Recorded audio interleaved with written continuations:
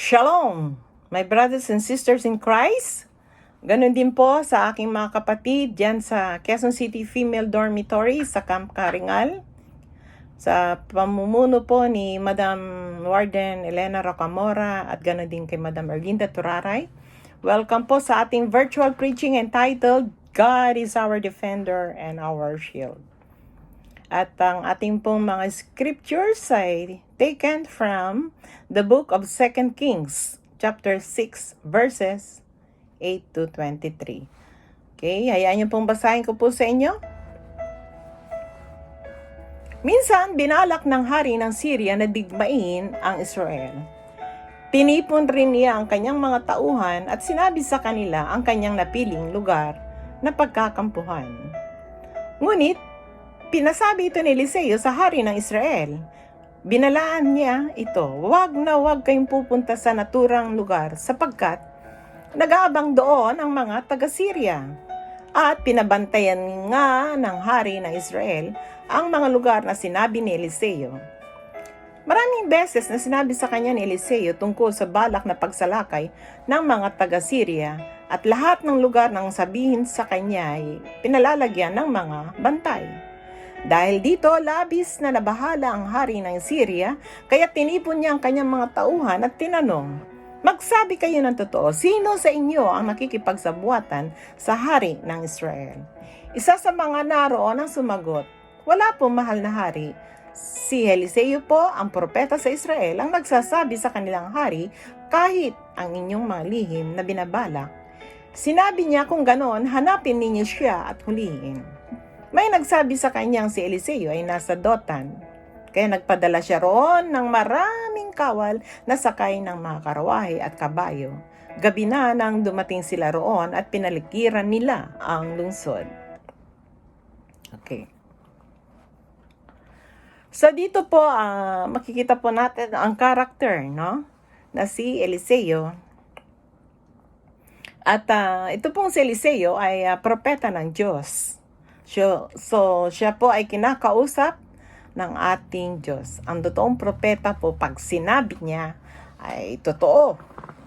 Dahil, yan po ay mga salita ng Diyos na ibinigay sa kanila. Meron po kasi mga false prophet. Ay, warning po dun sa mga false prophet. Sabi nila sa ganitong petsa ay end of the world na. Lumipas na hindi naman nangyari, pagka ganun po, iwasan nyo na po yan dahil that's the false prophets, you know. Ang totoong propeta ng Diyos, lahat ng sabihin ay totoo. Tulad po nito, si Eliseo. So, lahat ng plano ng Syria, lahat ng mga secret missions, ay alam ni Eliseo dahil pinarating sa kanya ng Diyos. Okay. God is our defender. Why? Because He is an all-knowing God, a powerful God. The secret, alam niya, detalyado pa. At para matulungan ang Israel, sinabi niya yon kay Eliseo. Okay. Kaya bawat plano ng atake ng Syria na paghahandaan po ng Israel. Tayo po ay meron ding mabanta sa buhay. May mga problemang darating. Meron ding mga taong may hindi rin magandang gawin, no? May masamang motibo. At marami po dyan, karamihan, nangunguna na po yung mga chismosa. Ay, naku po. Marami na pong nasirang pamilya, pagkakaibigan, ang dulot ng mga chismis. Okay. Napaka-powerful nga daw po ng tangyan. Wala siyang ginawa kundi salita lamang. Ang salita, alam nyo, pwede siyang maka-encourage, pwede rin siyang maka-discourage ng tao. Kaya, napakahalaga na tayo po ay nananalangin sa Diyos for wisdom. ituro sa atin ang mga dapat nating gawin, no? Ano ang ating mga response sa mga problemang dumarating. Because alam ng Diyos kung ano ang mabuti. Alam niya kung ano yung darating na problema, kaya hindi pa man ay pag tayo po'y nananalangin, tayo po ay kanyang iingatan. Tayo po, pag lumabas tayo ng bahay, hindi mo alam kung ano mangyayari sa iyo. Bukas, di natin po alam. Kahit nga po yung kausap mo, di mo rin alam. Baka mamaya COVID positive na. At you see? But all those things, alam po yan ng Diyos. At lahat po ng ginagawa natin na sikreto, wala pong maililihim yan sa Diyos. Kahit na itago mo yan sa tao. Kaya nga sabi nga is, pagdating ng end times, sa kanyang pagbabalik, ay lahat tayo harap sa kanya. At i-account po natin ang ating accomplishment. Okay? So, sa galit ng hari, dahil nga di lamang isa, kundi maraming beses nag-fail yung kanyang attempt, no, ng pagsalakay, ay naisip niya, may spy. Wala namang ibang naroon, kundi sila lang. So, isa sa kanyang mga tauhan ay traidor. At pinatawag niya mga ito at kinausap. At sinabi nga niya. At sabi nga ng isa doon ay walang mahal na hari, walang spy, no? At sinabi na si Eliseo ang nagsasabi sa hari. Si Eliseo na, ang sabi niya, propeta sa Israel. Kaya, sa galit ng hari, pinahanap niya ngayon si Eliseo para huliin. At nang malaman niya na nasa Dotan ito, agad siya nagpadala ng maraming kawal. Isa lang yung hulihin, pero maraming kawal. Okay. At nakasakay ng mga karway at kabayo. At itong dami na ito, alam nyo, ang description nga, nang dumating sila doon sa Dotan, gabi na, pinaligiran nilang lungsod. Isa lamang tao kanilang huhulihin. At ito ay ang propeta ng Diyos na si Eliseo. Okay. Dahil Eliseo is the man of God who was given the ability, super knowledge of knowing what to do, because of God.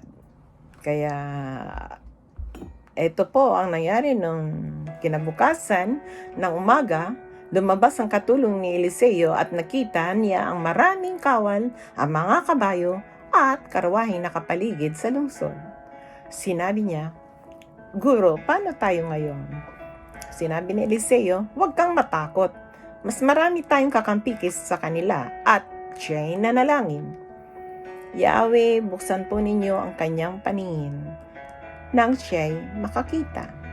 Pinakinggan ni Yahweh ang kanyang panalangin at nakita ng katulong ni Eliseo na ang bundok ay punong-puno ng mga kabayo at karwaheng apoy na nakapaligid kay Eliseo. Okay. So, nung makita po ng katulong yung napakaraming kawal, natakot kagad yung katulong. Kaya, takbo siya kay Eliseo, tinanong, paano na tayo ngayon? Wow! It's the end. Pero anong sagot ni Eliseo? Huwag kang matakot. Mas marami tayong kakampi kaysa sa kanila. Wow! Mas marami. Napakarami, palibot na, no? Pero hindi nakikita nung katulong. Kaya nanalangin si Eliseo at hiniling na makita nung katulong, no? At binuksan nga ni Yahweh ang paningin ng katulong at nakita niya yung napakaraming kawal, mga kabayo at karawahing apoy. Imagine na, yung karwahe ng mga Syria walang apoy, pero itong karwahe ng Panginoon may apoy.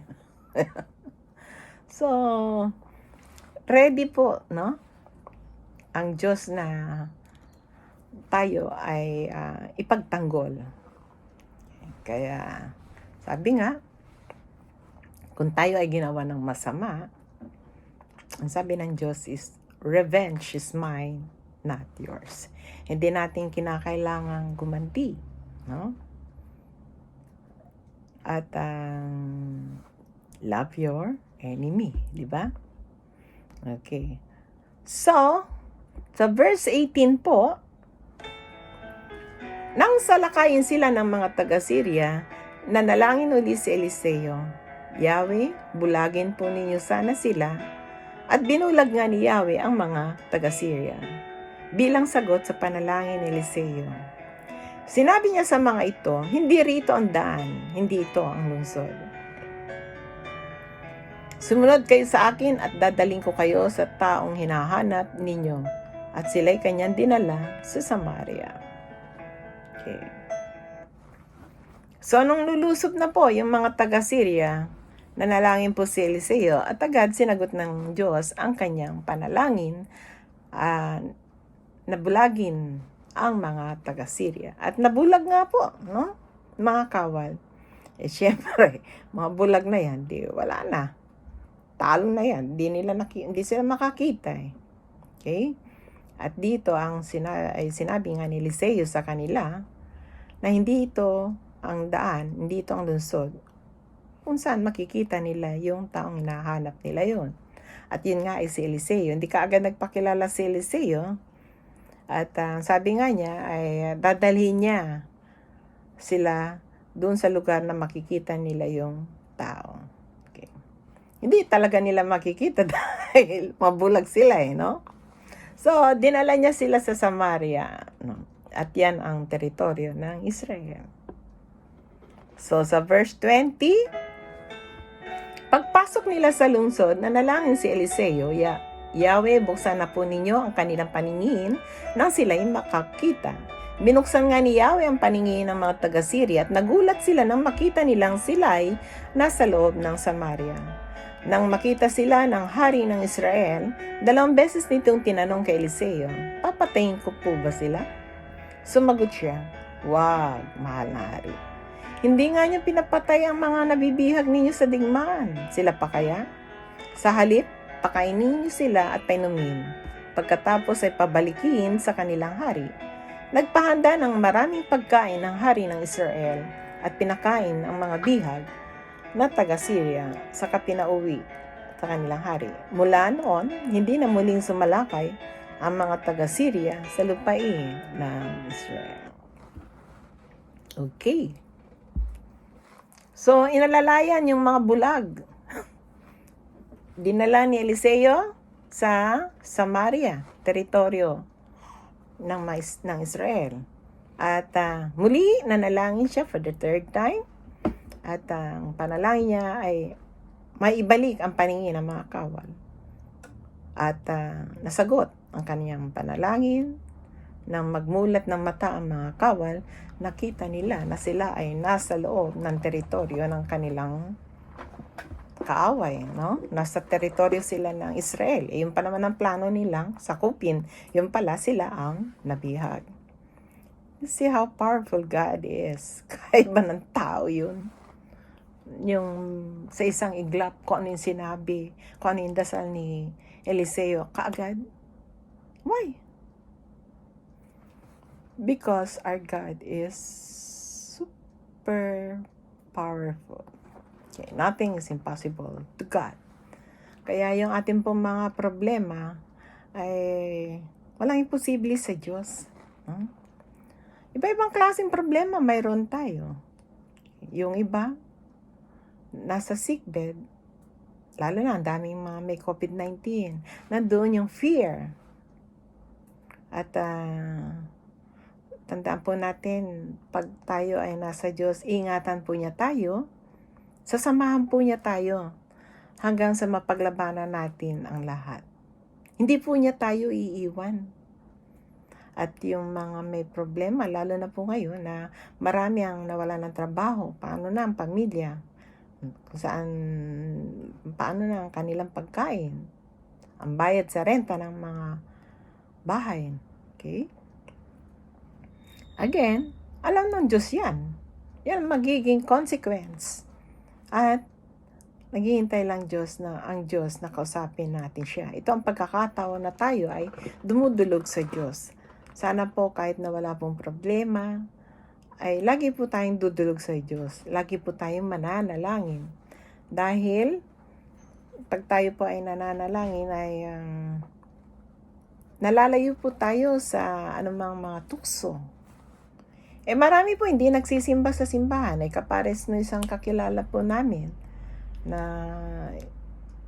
pag niyayaya namin magsimba, sabi niya, ayokong magsimba kasi marami kayong bawal dyan. Paano na yung aking pagchichiks? Hindi niya mapaglabanan yung lust of the flesh, no? Yung immorality. At, sa corruption, di ba?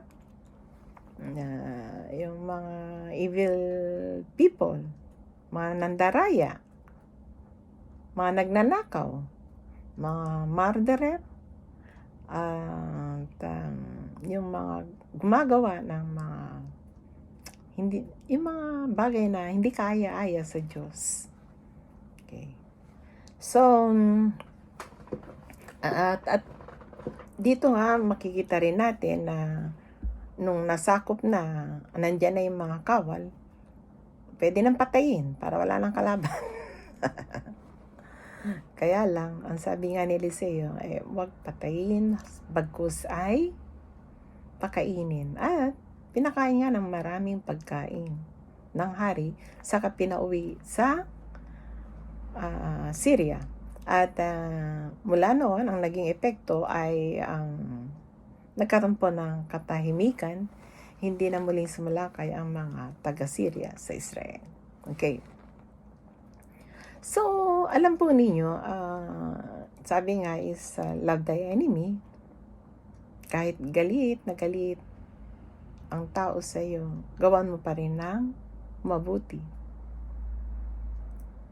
Kung kinakailangan na ikaw ang magpakumbaba, gawin mo. No? At lahat na nakagawa sa iyo ng hindi maganda, patawarin mo na. Para nang sa ganun, mapatawad tayo ng Diyos. At pag hindi ka marunong magpatawad, hindi ka patatawarin ng Diyos. At hanggat may galit yan sa puso mo, hindi ka makakapunta sa langit. Dahil sabi nga sa Bible, he who hates his brother is a murderer.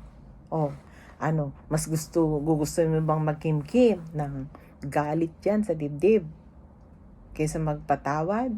Napakasarap magpatawad, magaan sa dibdib. At hindi lang yon, dumarating ang blessing, hindi lamang dito sa mundo, kundi dun sa kabilang mundo, sa spiritual world. Diba? At napakasarap din. Kaya nga marami nag-aaway-away sa taas ng pride. No, hindi lang lust of the flesh, hindi lang lust of the eyes, yung pride. Para bang, kasalanan niya, ganon-ganon. Nagtuturoan pa. Minsan, damay-damay pa, pati mga pamilya. Kampi-kampihan pa. Wag po. Okay? Love thy enemy. Magmahalan po tayo. Imbes na ikaw ang mag-create ng division, magkaroon po ng unity in the love of God. Magagawa mo yan because you love God. Pag nag-create ka po ng division is the work of the enemy. Tandaan po niya. Alam mo ng Diyos lahat. Kaya, wag po tayong magplano, magkaroon ng masamang motibo sa ating kapwa. Maging totoo tayo, wag pong plastic, no? At patuloy tayong manalangin sa Diyos. Nakita po natin ang mga dalangin ni Eliseo ay dinirinig ng Diyos. Kasi, maganda yung kanyang motibo. Okay? Ganun din po yung ating panalangin. Kung maganda yung ating motibo, ay kasamahan po tayo ng Diyos. Let us always have a clean heart. Kaya kung meron man galit dyan or sa dibdib mo, alisin mo na yan. Okay? Patawarin mo na kahit di pa humihingi ng patawad. Para pag nakita mo, hindi ka nagalit. At manatili tayo na nag-aaral ng mga salita ng Diyos, spending quality time. And I always give thanks to God. Kaya may problema, kaya wala, lagi tayong mananalangin. Napakahalaga ng prayer. Because through prayer ay nasasagot po ng Diyos ang ating panalangin. Kaya kung di po kayo prayerful, start na to be prayerful. Okay? At napakahalaga rin po na palagi natin po sinasabi na beware of the false prophet. At ito nga, meron din pong false Christ na nagsasabing silang Kristo. Again, sa Bible, maliwanag po, it's only Jesus Christ is the Son of God. Wala na pong iba. At sabi nga ni Jesus, I am the way, the truth, and the life. No one comes to the Father except through me. Kaya kinakailangan po ay acknowledge natin ang Diyos, ang ating Panginoon, tagapagligtas, si Jesus. Okay? The Son of God, the Christ, the Messiah. Okay? At kung nais mo pong tanggapin si Jesus Christ from your heart, as your Lord and Savior, sumunod po kayo sa panalangin na ito. Lord God, ako po ay lumalapit sa iyo bilang makasalanan. Ako po ay nagkasala. Patawarin niyo po ako. Hiningi ko po ang kapatawaran sa inyo sa lahat ng mga nagawa kong hindi kaaya-aya. Ako po ay nagsisisi. Patawarin niyo po ako. Mula sa araw na ito, ako po ay maglilingkod sa iyo. Ikaw, Panginoong Jesus, ang aking Panginoon at tagapagligtas. Tulungan niyo po ako. Maraming salamat sa pagpapatawad. Maraming salamat sa pagtanggap mo sa akin bilang iyong anak. Thank you, Lord. All this I pray in Jesus' name. Amen. Lord God, hallelujah, O God. Tinataas ko po sa inyo ang lahat, O God, na mga tumanggap sa inyo bilang Kristo.